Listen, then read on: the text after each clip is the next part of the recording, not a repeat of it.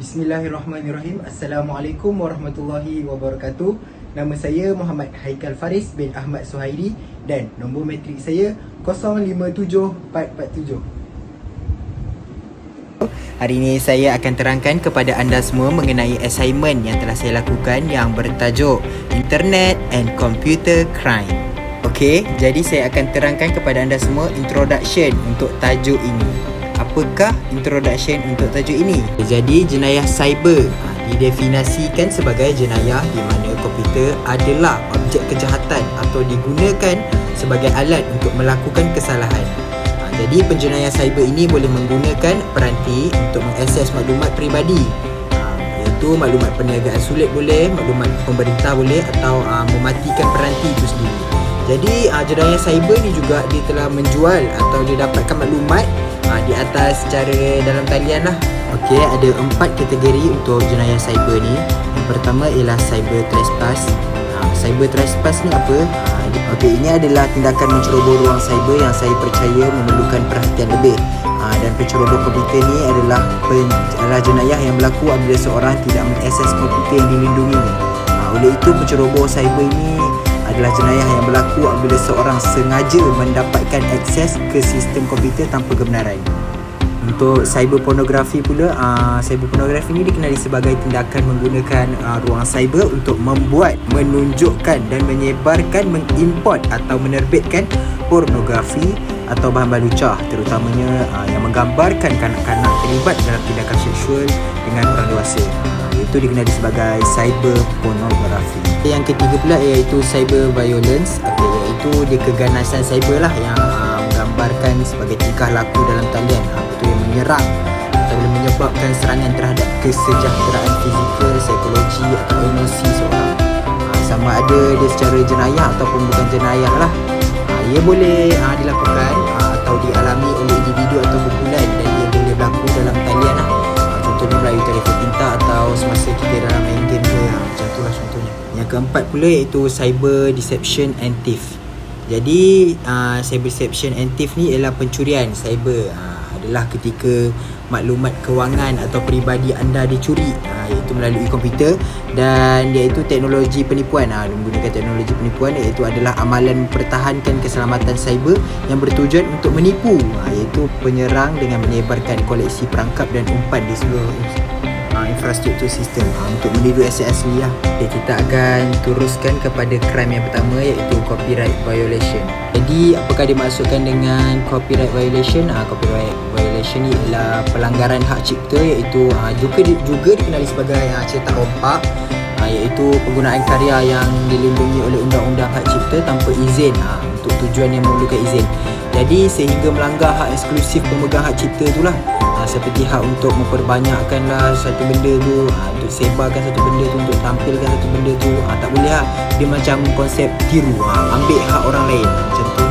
Okay, kita akan teruskan kepada featuresnya. Untuk features pula, pertama sekali untuk kita nak elakkan daripada berlakunya benda ni, kita kena pelanggaran hak cipta ni dia boleh berlaku dalam berbagai bentuk, kita kena tahu. Jadi sekiranya kita lakukan tindakan berikut tanpa terlebih dahulu mendapat izin dari pemilik, pengarang atau ni, kalau kita main ambil je, kita kena denda. Jadi bila kita dah buat macam satu karya, kita kena declare karya tu kita punya. Jadi jika kita dah declare, kita akan dapat to reproduce the work. Kita dapat hasilkan semula karya tu, to distribute the work, kita dapat edarkan karya tu, dan seterusnya. Contoh-contoh pula aktiviti yang copyright violation ni, maksud penjenayah dia apa? Dia contohnya dia rakam filem kat Powergam, kita tak boleh buat macam tu. Lepas tu kita gunakan gambar orang lain, lepas tu kita letak kat laman web kita, tak boleh buat macam tu. Lepas tu kita gunakan lagu-lagu orang lain tu, itu kita letakkan sebagai kat dalam laman web kita sendiri, tak boleh, sebab kita dah ambil hak orang lain. Kita teruskan kepada importance. Jadi penting tak kita nak declare kita punya hak cipta ni? Jadi dia penting sebab apa? Sebab dia bantu kita lindungkan, dia melindungi nilai penyelidikan kita, karya akademik kita tu dia lindung. Itu kalau ada orang nak curi, kita boleh buat protes lah. Macam tu, itu kelebihan dia lah. Selain itu juga kita boleh untuk menuntut ganti rugi kita berdasarkan undang-undang lah, dan kita boleh buat bayaran peguam kerana melanggar hak cipta lah.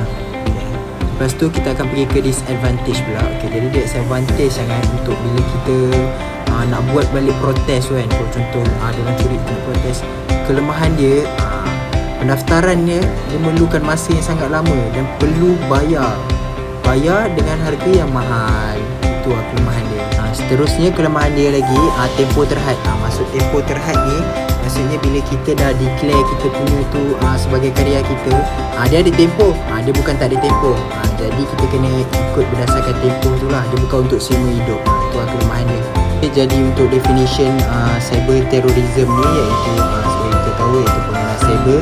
Jadi pengguna cyber ni ialah penjenayah yang menggunakan teknologi komputer dan internet untuk menanam ketakutan dan gangguan di khalayak ramai. Okay, jadi sebilangan pengganas cyber ni juga dia gunakan komputer ni untuk sebarkan virus. Jadi sementara yang lain pula dia ada gunakan komputer ni untuk mengancam orang. Jadi bahaya dengan pengganas cyber ni. Jadi mereka juga banyak lakukan banyak kaedah lah. Termasuknya dia menggodam rangkaian kita dan komputer kita untuk dapatkan maklumat peribadi kita. Macam tu. Okay, kita ada 3 jenis untuk jenayah ni, 3 features. Jadi ada simple unstructured, advanced structure dengan complex coordinate. Jadi simple structure ni dia ialah keupayaan untuk lakukan hack, tapi secara asas je terhadap satu sistem individu lah. Dia gunakan alat yang dibuat oleh orang lain. Jadi organisasi ni dia ada sikit je analisis sasaran dan kawalan dia dan kemampuan untuk belajar dia. Seterusnya untuk advanced structure pula, dia ada juga kemampuan untuk melakukan serangan yang lebih canggih lagi. Jadi terhadap berbagai sistem ataupun rangkaian. Jadi untuk ubah atau buat alat penggodam asas.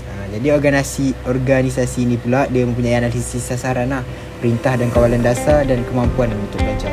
Dan terakhir sekali ialah kompleks. Jadi kompleks ni diselaraskan, iaitu keupayaan untuk serangan terkoordinasi yang mampu menyebabkan gangguan besar-besaran. Maksudnya ini paling hard sekali lah.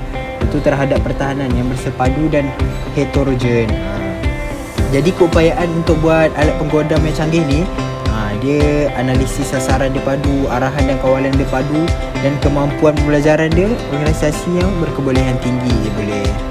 Okay. Kita pergi kepada importance. Jadi apakah kepentingan orang jahat ni, apa yang orang jahat ni dapat antara kelebihan-kelebihan orang jahat ni dapat ialah dia dapat lakukan dari jarak jauh. Maksudnya tak ada nak kena depan-depan cucuk-cucuk ke sampai bunuh, tak ada. Sekarang kita guna jarak jauh. Jadi dia boleh lakukan tu secara diam-diam. Itu dia juga tidak memerlukan pelaburan yang besar dalam senjata. Macam dulu kan peperangan, macam sekarang ni tak payah perlu peperangan tu. Orang penjenayah ni boleh guna komputer je. Itu antara kelebihan dia lah. Selain tu juga kelebihan dia dapat jimat lah. Jimat daripada contoh macam dulu menggunakan senjata, jadi kena beli mahal. Macam sekarang tak payah, gunakan kebijaksanaan, gunakan komputer, belajar, dapat hack orang, dapat merosakkan, dapat maklumat orang, macam tu lah.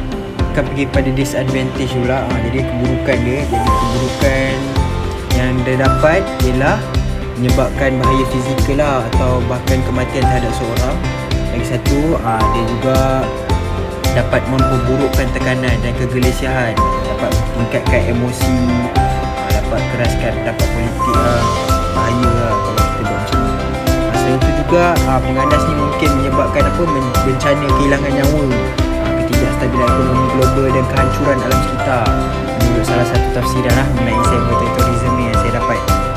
Next kita akan pergi ke crime cyber squatting. Jadi definisi cyber squatting ialah amalan mendaftar dan menggunakan nama domain, nama orang yang domain yang sama atau serupa dengan tanda dagang, tanda perkhidmatan ataupun nama syarikat atau nama peribadi tanpa kebenaran orang tu sendiri. Itu dikenali sebagai cyber squatting maksudnya dia guna atau nama orang lain lah, macam tu Jadi pendaftar cyber squatting dia dapat memperoleh dan menggunakan nama domain, nama orang lain tu dengan niat buruk untuk mendapatkan keuntungan dari nama baik pemilik tanda dagangan tu. Ada dua cara pencuri ni buat, iaitu dengan identify thief ataupun dengan name jacking. Jadi identify thief ni ialah kecurian identiti. Maksudnya dalam pencurian identiti ni jenayah tersebut dia beli portal web yang tidak sengaja Lepas tu cyber squatter ni pula dengan bantuan polisi yang khas dengan mudah melancarkan tarikh luput nama domain tersebut. Setelah mendaftarkan nama domain yang luput, cyber squatter dapat menghubungkan dengan laman web yang merupakan klon laman web milik nama domain sebelumnya. Okey, untuk namejacking pula, iaitu penggabungan nama merujuk kepada mendaftarkan nama domain atas nama individu. Biasanya orang kenamaan atau orang awam lah. Jadi namejack ni iaitu penggabungan nama. Untuk important dia pula, cyber squatting ni dia adalah kaedah untuk memanfaatkan niat baik jenama dagang orang lain dengan mendaftar, memperdagangkan atau menggunakan nama domain tertentu. Sebab itulah pendaftar nama domain ni mempunyai niat jahat untuk mendapatkan keuntungan daripada tanda dagang tersebut. Itu kelebihan dia lah. Jadi mereka juga ni mencadangkan untuk menjual nama domain ni kepada pemilik tanda dagangan dengan bayaran yang terlalu tinggi. Jadi sekiranya pemilik tanda dagangan ingin menggunakan nama domain, mereka tidak punya pilihan kecuali membelinya dari cyber squatter. Kepentingan dia. Kita akan pergi kepada disadvantage pula. Jadi disadvantage dia ialah kadang-kadang pencarian kita waktu dekat internet tu kan, kita nak letaklah jenama tambah nama orang tu, produk tu jadi brand produk, contohnya brandproduct.com. Jadi dia akan keluar benda yang sama. Maksudnya gambar web yang penipu tu, orang lain buat tu, gunakan nama yang sama, brand produk tu.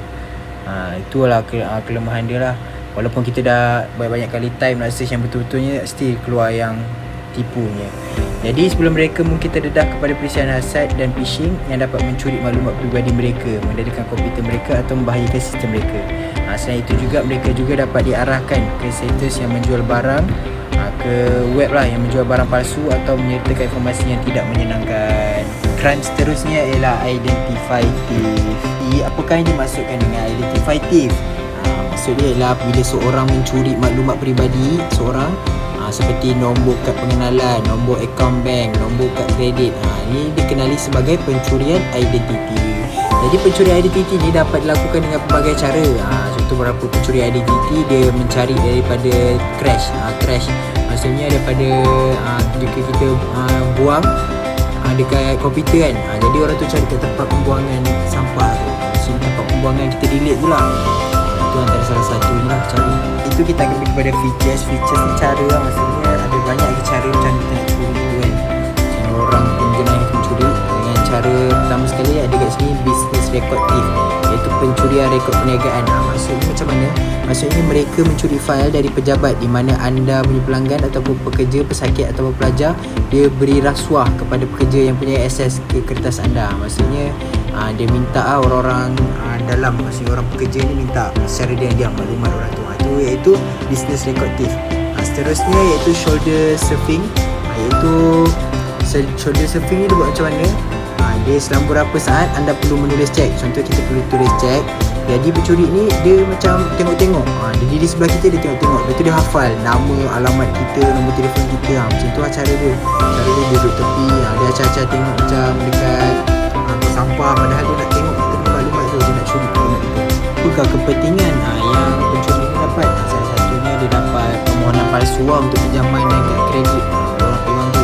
Iaitu dia juga boleh buat pengeluaran palsu dari akaun bank. Dia boleh buat keluar duit. Jadi dia boleh guna kad panggilan telefon atau akaun dalam talian secara berulang kali lah. Dan mereka juga ni boleh peroleh barang atau keistimewaan lain yang mungkin ditolak oleh penjenayah sekiranya dia menggunakan nama sebenar. Jadi untuk keburukan jenayah ni juga, iaitu sebagai mangsa kan, pencurian identiti tu, kita ni mungkin menghadapi berjam-jam lah untuk kita batalkan akaun tu. Lepas tu kita nak mulakan akaun baru balik, dan kita perlu bina balik rekod kredit yang dah hancur tu. Lepas tu tambahan pula, mungkin kita perlu keluarkan sumber wang yang banyak untuk pulihkan balik nama baik kita. Itu keburukan lah bila jadi benda ni. Selain itu juga kita ditolak untuk bekerja kan. Kita nampak macam kena fitnah kan, kita yang curi, padahal tak. Kita kena tolak pekerjaan, kita kena tolak pinjaman kita kena tolak pendidikan, perumahan, mobil kereta kita. Bahkan kemungkinan kita boleh kena penjara sebab padahal kita tak buat pun benda tu. Macam tu lah keburukan dia. Okay, seterusnya untuk crime yang kelima pula, iaitu salami slicing. Okay, jadi saya akan terangkan maksud salami slicing ni. Jadi salami slicing ni dia adalah sejenis serangan cyber, iaitu menggunakan cyber kewangan lah, di mana dia curi tu dia ambil jumlah yang kecil je. Duit-duit tu dia ambil sikit. Lama-lama dia jadi banyak. Jadi salami slicing ni ada dua jenis, dua features, iaitu internal attack dengan external attack. Internal attack ni dia adalah serangan yang paling lazim lah orang buat, yang mana seorang pekerja dia sedar sistem keselamatan organisasi, lepas tu dia cuba curi daripadanya dan melakukan bahaya yang besar. Maksudnya orang dalam lah, dia ambil senyap seorang pekerja selalunya yang berlaku. Selain itu external attack pula. External attack ni orang yang berada di luar, yang tak ada kena dengan pekerjaan tu. Contohnya serangan luaran adalah sejenis serangan ekonomi yang berlaku di luar organisasi. Maksudnya orang luar lah yang mencuri benda tu, bukan orang dalam. Dan antara kelebihan-kelebihan yang penjenayah ni dapat, iaitu kelebihan dia ialah capacity to store data in relatively small space. Maksudnya capacity untuk simpan data dekat ruang yang relatif kecil sangat. Jadi komputer ni mempunyai kemampuan unik untuk simpan data dalam ruang yang agak sedikit. Ini menjadikan lebih mudah untuk membuang atau memperoleh maklumat dari media sebenar atau maya. Yang kedua pula ialah easy to access, iaitu mudah diakses. Jadi penjenayah ni mudah sangat untuk akses. Untuk akses apa? Untuk akses maklumat kita lah. Kenapa? Sebab kesukaran untuk mencegah akses yang tidak diingini ke sistem komputer adalah selalu ada kemungkinan pelanggaran. Bukan disebabkan oleh kesalahan manusia, tapi disebabkan oleh teknologi yang rumit. Banyak sistem keselamatan dapat dilewati dengan menggunakan bom logik tersembunyi. Pelanggan utama yang dapat mencuri kod akses, merakam suara canggih, bayangan retina dan peranti lain yang dapat menipu sistem biometrik dan mengelakkan firewall. Disadvantage daripada komputer dia akan tingkatkan serangan dalaman terhadap aset organisasi. Selain itu serangan berterusan juga. Jadi kena bahaya lah dengan salami slicing ni, berterusan. Dan itu juga sebarang transaksi yang berlaku dan tidak menyedari pengurangan wang tu, tidak kira sekecil mana pun, jadi bank tidak dapat kemaskini sistem keselamatan mereka. Itulah kelemahan dia. Itu kesukaran untuk mengesan dan pelaku sering berada di dekat sasaran, menjadikan kaedah serangan maklumat yang lebih sukar difahami. Dibuat sikit-sikit jadi sukar lah untuk pihak bank kesan siapa yang curi semua. Jadi konklusinya oleh itu sekarang ni kita dah faham ancaman jenayah cyber ni, cara terbaik untuk kita lindungi komputer dan data peribadi kita. Jadi antara satu cara dia, kita kena gunakan antivirus lah, supaya orang ni penjenayah tak boleh mencuri maklumat kita. Selain itu juga kita boleh perketatkan kita punya security, password kita.